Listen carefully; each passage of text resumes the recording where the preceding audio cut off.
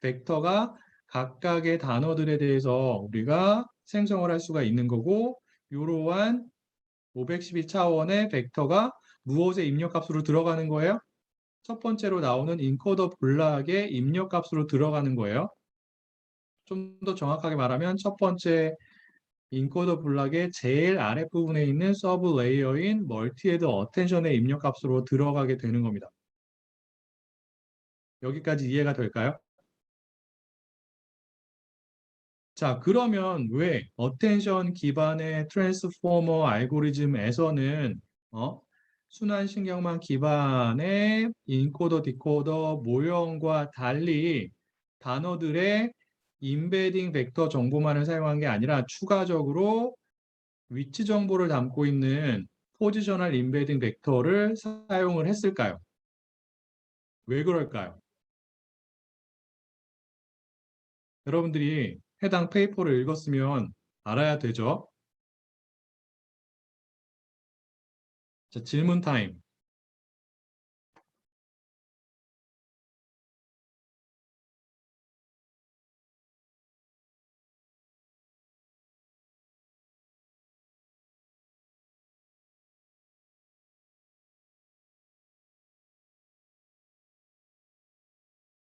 이 시퀀스 데이터잖아요. 맞아요. 트랜스포머가 적용이 되고 있는 데이터가 시퀀스 데이터예요. 지금 우리가 텍스트 데이터에 대해서 얘기를 하고 있는데 텍스트 데이터 같은 경우에는 단어들이 순차적으로 연결이 된 시퀀스 데이터죠. 그러한 시퀀스 데이터는 각각의 단어가 어떠한 위치에서 몇 번째로 사용이 되었는지 그리고 주변에 어떠한 단어들이랑 사용이 되었는지에 대한 정보를 파악하는 게 추출하는 게 굉장히 중요한데 순환신경망 기반의 방법들, 즉 RNN이나 LSTM과 같은 방법들 같은 경우에는 단어들이 RNN 또는 LSTM에 순차적으로 적용이 되잖아요. 처음에 첫 번째 단어가 먼저 입력이 되고 거기서 우리가 어떠한 연산을 통해서 정보를 추출하고 히든 스테이트 정보를 추출하는 거죠. 그 다음에 다음 스텝에서 두 번째 단어가 입력이 돼서 해당 단어의 정보를 역시나 마찬가지로 추출합니다. 그리고 두 번째 입력이 된 단어의 정보를 추출하기 위해서, 즉 히든 스테이트 벡터 정보를 추출하기 위해서는 첫 번째로 입력이 된 단어의 히든 스테이트 벡터 정보를 이용을 하죠. 그래서 단어들이 순차적으로 입력이 되기 때문에 어떠한 방법에는 순환신경망 기반의 방법에는 단어들의 순서 정보를 어느 정도 파악할 수 있단 말이에요. 하지만 트랜스포머 같은 경우에는 순환신경망 방법을 사용을 한다고요? 사용하지 않는다고요. 어텐션만을 사용을 하는 거예요. 어텐션만을 사용하게 되면 그러한 순서 정보를 파악하는 게 상대적으로 더 어렵습니다. 그래서 단어들이 갖고 있는 순서 정보 혹은 상대적인 위치 정보를 파악하기 위해서 우리가 추가적으로 사용하는 정보가 무엇이다? 여기서 보여주고 있는 각각의 단어들에 대한 위치 정보를 담고 있는 포지셔널 임베딩 벡터를 사용을 하게 되는 거예요. 그래야지만 시퀀스 데이터를 구성하고 있는 단어들의 순서 정보나 상대적인 위치 정보를 상대적으로 더 잘 파악할 수가 있습니다. 그래야지만 해당 시퀀스 데이터가 갖고 있는 전체적인 특성 정보를 더 잘 추출할 수 있게 되는 거고요. 그래서 여러분들이 포지셔널 임베딩 벡터를 왜 트랜스포머, 즉 어텐션 기반의 인코더, 디코더 모형에서 사용을 하는지를 잘 기억을 해야 돼요. 이해가 됐을까요? 자, 그러면 각각의 단어에 대해서 우리가 포지셔널 임베딩 벡터의 값을 어떻게 계산할 수 있을까요? 얘는 학습을 통해서 그 원소의 값들이 계산되지 않습니다. 어떠한 특정한 공식을 통해서 먼저 계산을 하고 그렇게 계산이 된 정보를 그냥 사용을 하는 거예요. 얘는 학습이 되는 파라미터들이 아니에요. 그 점을 잘 기억을 해야 되고요. 그러면 어떠한 공식을 사용해서 트랜스포머에서 사용이 된 포지셔널 임베딩 벡터의 원소의 값들이 계산이 될까요? 에 대해서 여러분들이 알아야 되는데 결론적으로 얘기하면 트랜스포머에서는 사인 펑션이랑 코사인 펑션을 사용을 했습니다.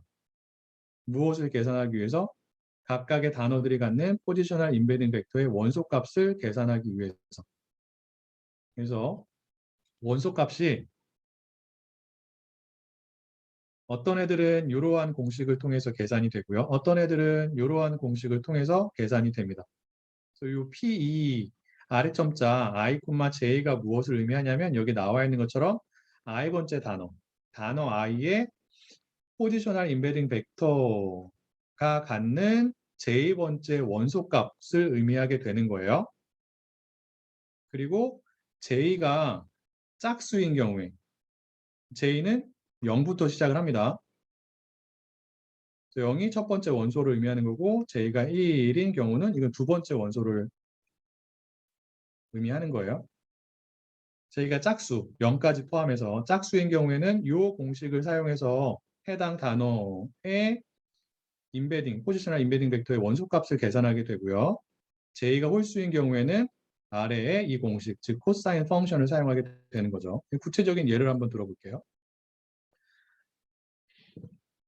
인코더 분에 입력이 되는 단어가 문장이 today's Monday, 즉 세 개의 단어로 구성이 되어 있는 시퀀스 데이터라고 가정을 하게 되면 각각의 단어에 대해서 우리가 포지셔널 임베딩 벡터 정보를 구해야 돼요. 어떠한 공식을 사용해서 앞에서 보여준 이러한 공식을 사용해서 구하게 됩니다. 자, today 같은 경우는 첫 번째 단어이기 때문에 i의 값이 0이 되는 거고요. 그 다음에 is는 두 번째 단어이기 때문에 i의 값이 1이 되고 monday는 세 번째 단어이기 때문에 i의 값이 2가 됩니다. 그리고 각각의 단어에 대해서 특정한 차원의 포지셔널 임베딩 벡터가 존재하겠죠. 다시 한번 얘기하지만 트랜스포머에서는 512차원의 벡터를 사용을 했고요. 그래서 각각의 단어에 대한 포지셔널 임베딩 벡터의 구체적인 원소의 값을 보면은 today라고 하는 단어를 볼게요. 첫 번째 원소는 이렇게 계산이 돼요.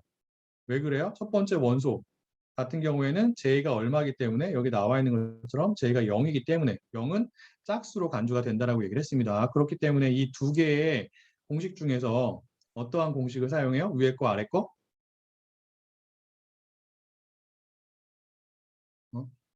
첫 번째 원소, 첫 번째로 나오는 원소 같은 경우에는 이 j가 원소의 위치를 의미하는데 j의 값은 0부터 시작하고 첫 번째 원소인 경우에는 j 값이 0이기 때문에 짝수로 간주가 돼서 이 위의 공식, 사인 펑션에 해당하는 공식을 사용하게 되는 거예요. 그럼 i가 얼마라고요? 첫 번째 단어에 대해서 첫 번째 단어는 i가 얼마예요? 아까 얘기했었죠. 얘가 0이 들어가는 거예요. j는 얼마라고요? 첫 번째 원소이기 때문에 얘도 0이 돼요. 자, 그리고 여기 임베딩 디멘션 있죠. 요거는 해당 임베딩 벡터의 전체적인 차원의 크기예요. 차원의 수가 된다고요. 트랜스포머에서는 얘를 얼마로 사용했다고요? 512. 그러면 today라고 하는 첫 번째 단어가 갖는 임베딩 벡터의 첫 번째 원소의 값은 이렇게 되는 거죠. 왜 이렇게 나왔는지 알겠어요? 자, 두 번째 원소 같은 경우에는 j의 값이 1이죠. 얘는 홀수기 때문에 이 슬라이드에 나와 있는 두 개의 공식 중에서 어떠한 공식을 사용을 하는 거예요? 위에 거, 아래 거? 아래 거. 그래서 i가 역시나 마찬가지로 0이죠. 왜? 첫 번째 단어이기 때문에 그래요. 그리고 j가 얼마예요?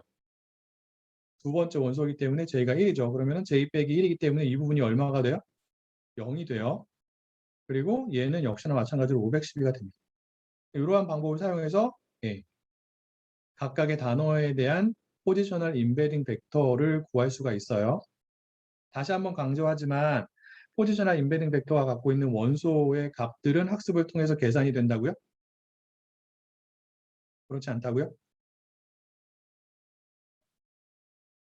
얘네들은 파라미터가 아니에요. 그냥 이 공식을 이용해서 사전에 계산이 된다고.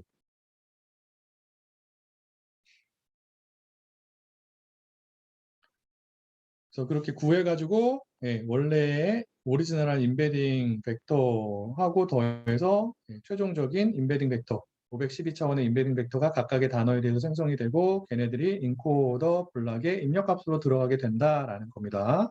그리고 그 다음에는 어떠한 연산이 수행이 되는지는 앞에서 설명이 된 거죠. 그래서 인코더 블락이 어떠한 식으로 작동하는지에 대해서 인코더 부분이 어느 정도 설명을 마친 것 같아요. 예. 여기까지 질문이 있을까요?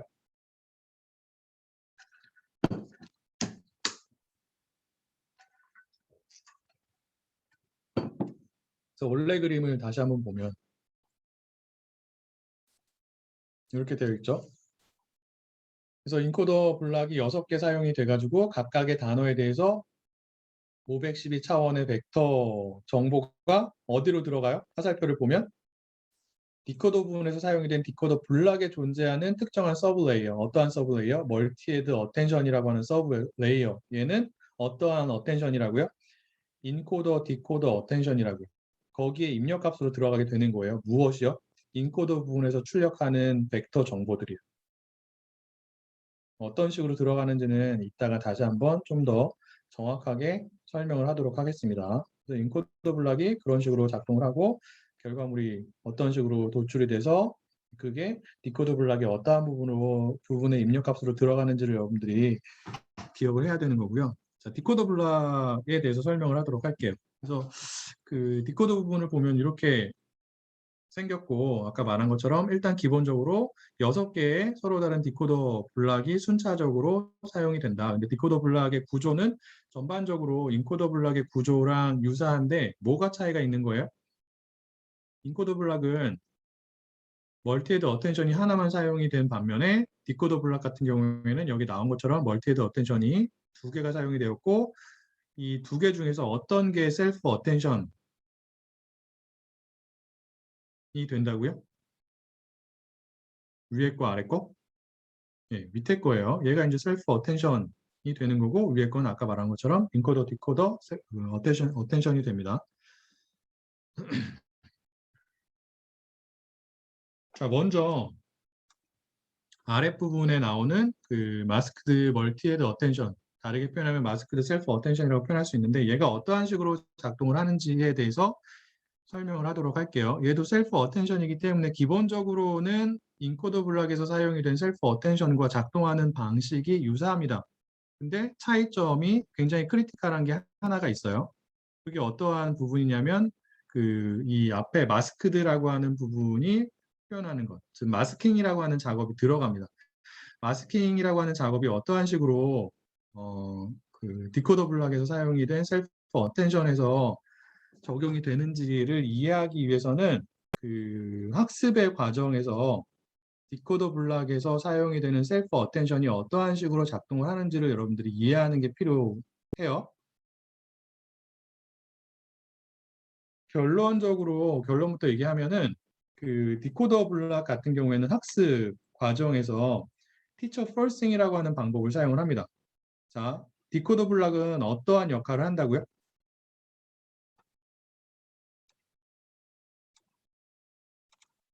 디코더 블락은 어떠한 언어 모형의 역할을 한다라고 했어요. 그래서 언어 모형이 어떻게 작동하는지를 다시 한번 얘기를 해보죠. 그래서 우리가 예측을 해야 되는 영어 문장이 today is Friday라고 하는 경우에 여기 이제 앞에 SOS가 나오겠죠. 스타트 오브 시퀀스, 뭐 스타트 오브 센텐스를 의미하는 토큰이라고 생각할 수 있는데, 자, today를 예측하기 위해서는 인코더 부분에서 넘어온 정보하고 그 문장의 처음을 알리는 토큰인 SOS에 대한 임베딩 벡터 정보를 이용해서 우리가 언어 모형을 가지고 today라고 하는 단어를 예측을 합니다. 맞아요? 근데 여기서는 언어 모형으로 트랜스포머의 디코더 부분이 사용이 된다라고 생각하면 되는 거예요, 여러분들이.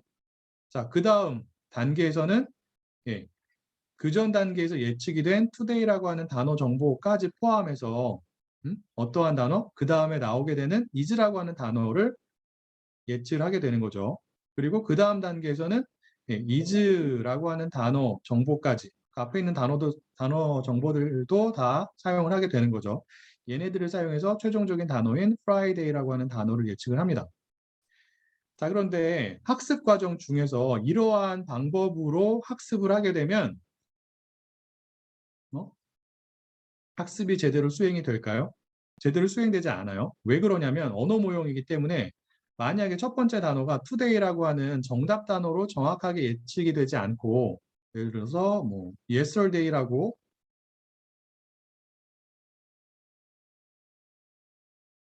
잘못 예측이 되었다라고 하는 경우에는 얘를 가지고 그 다음에 나오게 되는 단어를 예측하게 되면 is라고 하는 단어가 나올 확률이 올라갈까요? 떨어질까요? 이전 단계에서 예측이 된 단어가 잘못된 단어예요. 그러한 단어 정보를 사용을 해가지고 그 다음 단어를 예측하면 돼요? 안 돼요? 예측하면 안 돼요. 적어도 어떠한 과정에서는 학습 과정에서는 그렇게 하면 안 된다고요. 자, 학습 데이터는 어떠한 정보를 가지고 있는 거예요? 무엇에 대한 데이터를 가지고 있어요? 학습 데이터는?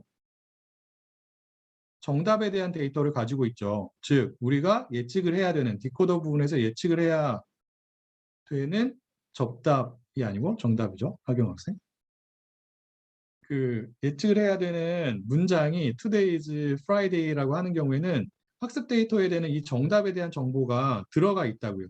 그래서 디코더 부분을 학습을 할 때는 어, 각각의 단계에서 실질적으로 예측이 된 단어들의 정보를 이용해서 그 다음 단어를 예측하는 게 아니라 정답에 해당하는 이 시퀀스 데이터를 사용을 하게 됩니다. 알겠나요? 그래서 처음에 SOS라고 하는 토큰에 대한 정보랑 인코더에서 넘어오는 정보를 이용해서 첫 번째 단어인 today를 예측을 하고요. 어떠한 단어가 나오겠죠. 그게 today가 아닐지라도 그 다음 단어를 예측하기 위해서는 학습 데이터에 존재하는 정답 단어인 today를 사용을 한다고요. today를 사용해서 그 다음 단어를 예측하고 그 단어가 어떠한 단어가 도출이 되는지와 상관없이 마지막에 있는 Friday라고 하는 단어를 예측하기 위해서는 정답 데이터를 사용을 해가지고 그 다음 단어를 예측하게 되는 거예요.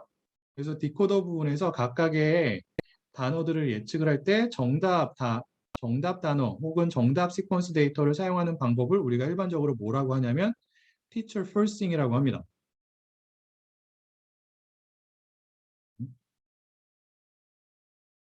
그리고 이 방법을 사용하기 위해서는 정답 시퀀스 데이터를 사용을 해야 되잖아요. 지금 같은 경우는 정답 시퀀스 데이터가 뭐예요? Today's Friday죠. 그래서 Today's Friday라고 하는 시퀀스 데이터를 사용을 하는데 그대로 사용하는 게 아니라 걔네들을 각각의 토큰, 단어로 쪼개서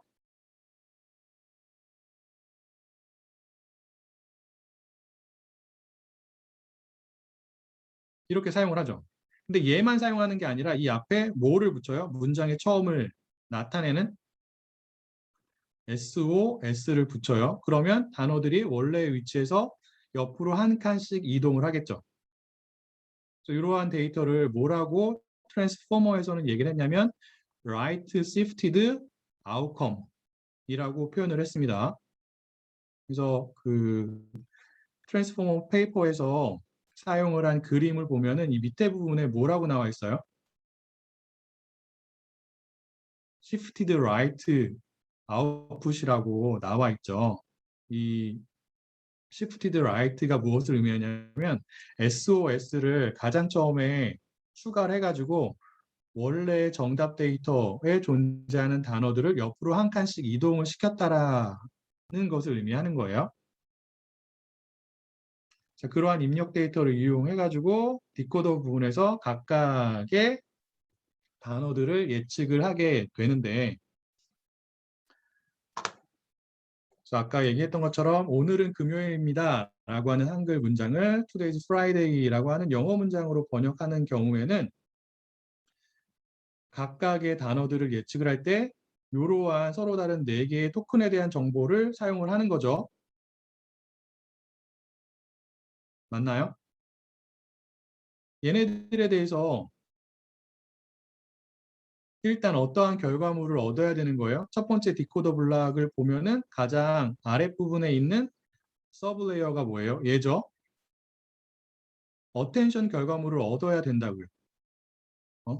정답 데이터를 이용해서. 맞을까요? 자, 어텐션 결과물을 얻으려면 여러분들이 공부한 것처럼 일단 각각의 단어에 대한 어떠한 스코어를 계산을 해야 돼요. 쿼리 벡터랑 키 벡터랑 내적 연산을 통해 가지고 어텐션 스코어를 구해야 하는 거예요.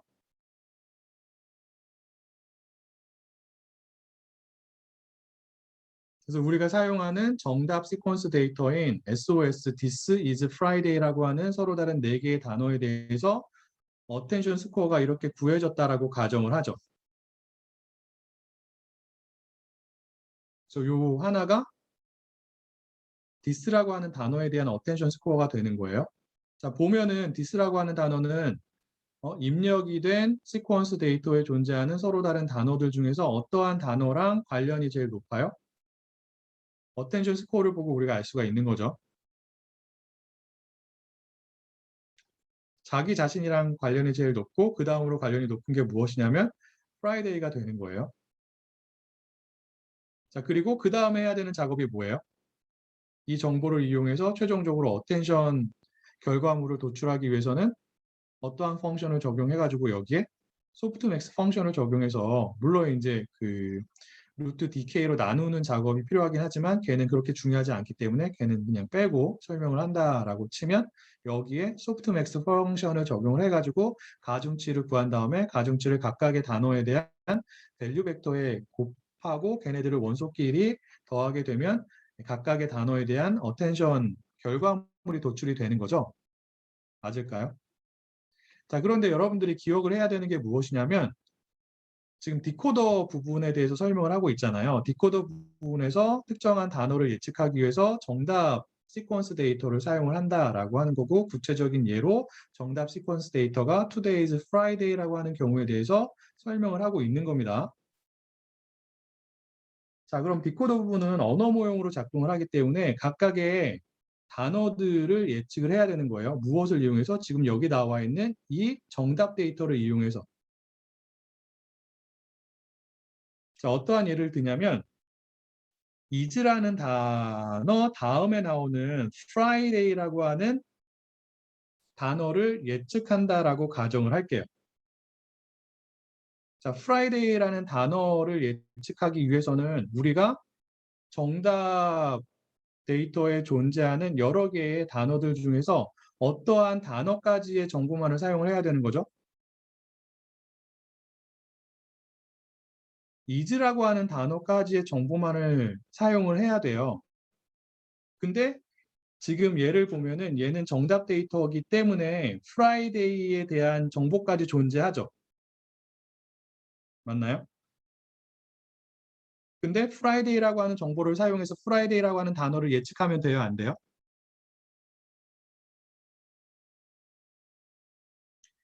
예측을 하면 안 됩니다. 그래서 is라고 하는 단어에 대해서 각각의 단어에 대해서 어텐션 스코어가 이렇게 나오잖아요. 그 중에서 어떠한 어텐션 스코어는 사용하면 안 돼요? 무엇에 대한? 이제 이 정보를 가지고 우리가 디코더 부분을 이용해서 프라이데이라고 하는 단어를 예측을 하고자 하는 거예요. 그러한 작업을 하기 위해서는 is라고 하는 단어 다음에 나오는 단어인 프라이데이라고 하는 단어에 대한 어텐션 스코어는 사용하면 된다, 안 된다? 사용하면 안 되는 거예요. 사용하지 않기 위해서 어떠한 방법을 쓰냐면 이 프라이데이하고 is라고 하는 단어 사이에 존재하는 어텐션 스코어를 마이너스 무한대로 바꿉니다. 그래서 특정한 어텐션 스코어를 마이너스 무한대로 바꾸는 방법을 우리가 마스킹 방법이라고 얘기를 해요. 자, 어텐션 스코어를 마이너스 무한대로 바꾸게 되면 해당 가중치는 얼마가 될까요? 여기다가 무엇을 적용을 하는 거예요? 소프트맥스 펑션을 적용하는 거죠. 어텐션 스코어가 마이너스 무한대인 경우에 해당 가중치의 값은 얼마가 될까요? 자, 보세요. 여기에 소프트맥스 펑션을 적용하게 되면 얘에 대한 가중치는 얼마가 되냐면 분모는 얼마가 되겠죠? 분자가 얼마 돼요? 2에 마이너스 무한대가 돼요. 얘가 얼마예요? 2에 마이너스 무한대 0이죠.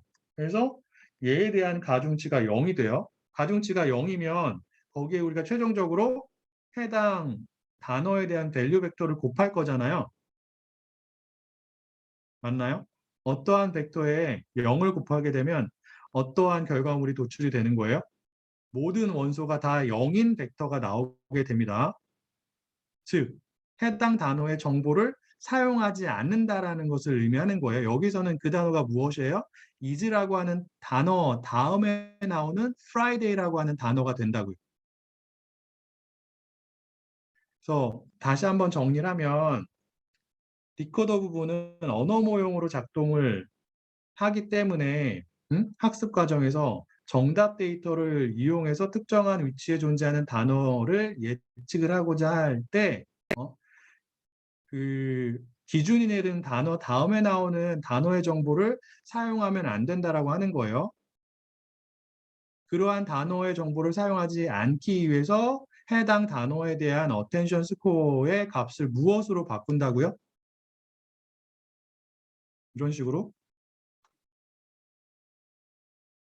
마이너스 무한대로 바꾼다고요. 그래서 is 다음에 나오는 단어를 예측하기 위해서, 즉 Friday라고 하는 단어를 예측하기 위해서는 is가 어떠한 단어와 같는 Friday라고 하는 예측하고자 하는 단어와 같는 어텐션 스코어의 값을 마이너스 무한대로 바꾸어야 한다. 그리고 이러한 방법을 뭐라고 한다고요?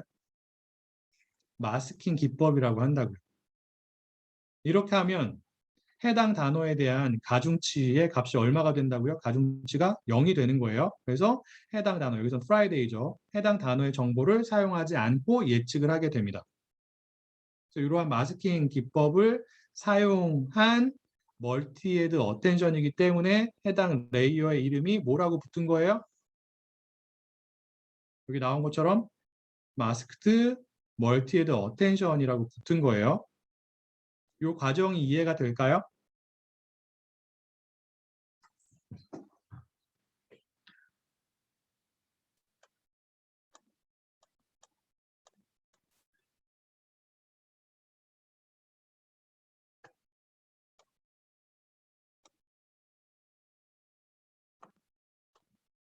자, 그 다음에 디코더 블락에서 사용이 된 두 번째 종류의 어텐션이 무엇이냐면 아까 말한 것처럼 인코더, 디코더 어텐션이 됩니다. 이 위에 나오는 거죠. 그래서 예를 보면은 화살표 두 개가 인코더 쪽에서 넘어오고요. 그 다음에 그 아래층에서 화살표 하나가 이렇게 올라오는데 입력값이 세 개가 된다는 거예요.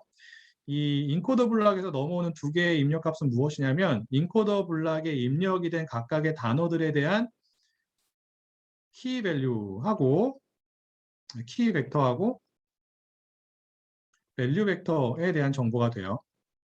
그래서 이게 이제 뭐 키 벡터들을 저장하고 있는 행렬이라고 생각할 수 있고요. K라고 표현할 수 있는 거고 이 두 번째 거를 밸류 벡터를 저장하고 있는 V라고 하는 행렬이라고 생각할 수 있는 거고요. 그 다음에 이 디코더 부분에 존재하는 아래층에 있는 서브 레이어에서 올라오는 세 번째 화살표를 통해서 입력이 되는 값이 무엇이 되냐면 디코더 부분에 입력이 되는 단어들에 대한 쿼리 벡터 정보를 담고 있는 Q라고 하는 행렬이라고 생각할 수가 있습니다. 그래서 얘네들을 가지고 역시나 마찬가지로 어텐션 작업이 수행이 되는 거죠. 어떠한 공식을 통해서 아까 말한 것처럼 소프트맥스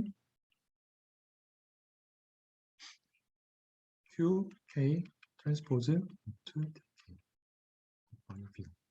를 통해서 어텐션 작업이 수행이 되는 거예요. 그러한 작업을 여러 번 하는 거죠. 그래서 멀티헤드 어텐션이 되는 겁니다. 근데 여러분들이 기억을 해야 되는 게 무엇이라고요? 디코더, 인코더, 디코더 어텐션 같은 경우에는 이 K에 대한 행렬과 B에 대한 행렬이 어디에서 넘어온다고요?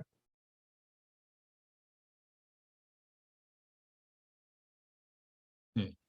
인코더 쪽에서 넘어오는 거예요. 즉 어떠한 의미를 담고 있냐면 인코더에 입력이 된 단어들의 정보를 사용을 하겠다는 뜻이에요. 사용을 해가지고 디코더 부분에서 특정한 단어를 예측을 하겠다는 뜻입니다.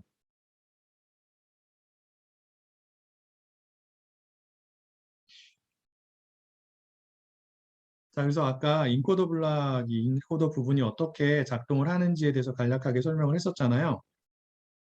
다시 한번 리뷰를 하면 각각의 그 단어들에 대해서 몇 차원의 벡터가 출력이 된다고요? 512차원의 벡터들이 이렇게 출력이 되는 거예요. 얘네들을 이용해서 여기에 또 다른 가중치 행렬을 곱하게 됩니다. 어떠한 가중치 행렬과 어떠한 가중치 행렬이요? 키 가중치 행렬과 밸류 가중치 행렬을 곱해서 어떠한 벡터들을 도출하게 되는 거예요?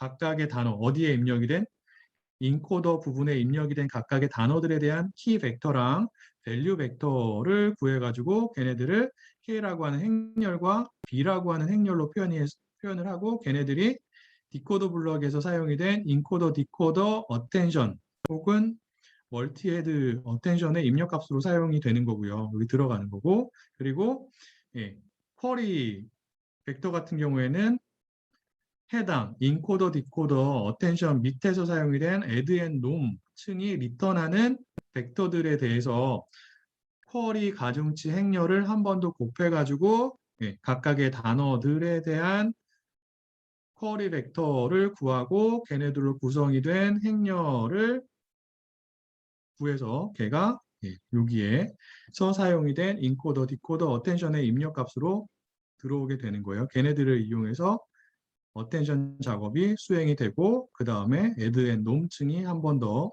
적용이 되고 그 다음에 앞에서 살펴본 인코더 블락에서 사용이 된 포지션 와이즈, 피드 포워드 레이어가 여기에서도 사용이 됩니다. 그래서 이러한 그 서브 레이어를 갖고 있는 디코더 블락이 6번 적용이 되고 마지막에 그 풀리 커넥티드 레이어가 한 번 더 적용이 되고요. 그리고 각각의 단어, 그 다음에 나오는 단어들을 예측하기 위해서 마지막에는 소프트맥스 활성화 함수를 갖는 출력층이 이렇게 존재하게 되는 거죠. 그래서 디코더 부분이 이런 식으로 작동을 하게 됩니다. 혹시 여기까지 질문이 있을까요?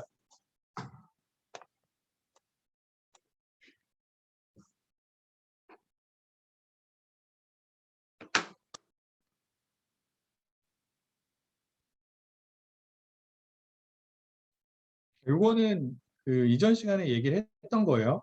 그래서 이러한 그 방식으로 작동이 되는 트랜스포머, 즉 어텐션 기반의 인코더, 디코더 모형을 이용한 알고리즘들이 여러 가지가 있는데 대표적인 게 세 개가 있다. 첫 번째가 BERT라는 거고 두 번째가 GPT라는 거고 마지막 세 번째가 BART가 된다. 그래서 BERT 같은 경우에는 트랜스포머의 어떠한 부분만을 사용을 했다고요?